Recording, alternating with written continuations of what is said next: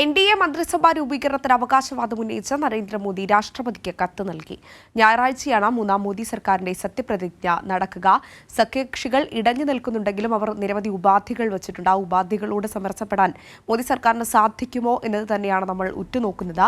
സമഗ്ര വിവരങ്ങൾ സിബി ജോസഫ് ദില്ലിയിൽ നൽകും. സിബി.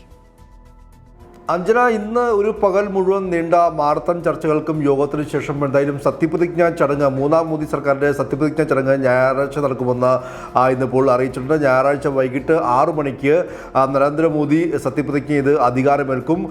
ഇന്നിപ്പോൾ രാവിലെ 11:15 എൻ.ഡി.എയുടെ വിപുലമായ മീറ്റിംഗ് ചേർന്നിരുന്നു.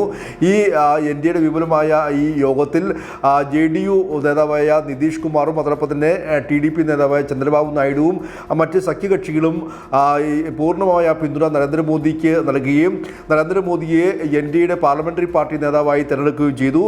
പിന്നീട് ഈ സഖ്യകക്ഷിയുടെ എല്ലാം നിലയിൽ പൂർണ്ണമായ പിന്തുണ ഉറപ്പിച്ച ശേഷമാണ് നരേന്ദ്രമോദി വൈകിട്ട് 6 മണിക്ക് ശേഷം രാഷ്ട്രപതി ഭവനിലെത്തി രാഷ്ട്രപതി ദ്രൗപദി മുർമുവിനെ കാണുകയും മന്ത്രിസഭാ രൂപീകരണത്തിനുള്ള പിന്തുണ അല്ലെങ്കിൽ കേവല ഭൂരിപക്ഷമുണ്ടെന്ന് അറിയിക്കുകയും ചെയ്തത്. പിന്നാലെ ഇത്തരത്തിൽ ഈ മന്ത്രിസഭ രൂപീകരിക്കാനുള്ള ക്ഷണക്കത്ത് രാഷ്ട്രപതി മോദിക്ക് കൈമാറുകയും ചെയ്തു. അതിനുശേഷമാണ് ഞായറാഴ്ച സത്യപ്രതിജ്ഞ ഉണ്ടാകുമെന്ന് നരേന്ദ്രമോദി അറിയിച്ചത്. എന്തായാലും മന്ത്രിസഭാ രൂപീകരണത്തിനെല്ലാം തീരുമാനമായെങ്കിലും ഇപ്പോഴും വകുപ്പ് വിഭജനം സംബന്ധിച്ച് തീരുമാനമാകാതെ കീറാമുട്ടിയായി ഇപ്പോഴും നിൽക്കുന്നു. പ്രത്യേകിച്ച് JDUവും TDPയും മുന്നോട്ട് വെച്ച കാര്യങ്ങൾ, ഇതെല്ലാം തന്നെയും ആവശ്യങ്ങൾ ഇപ്പോഴും അംഗീകരിക്കാൻ BJP തയ്യാറായിട്ടില്ല.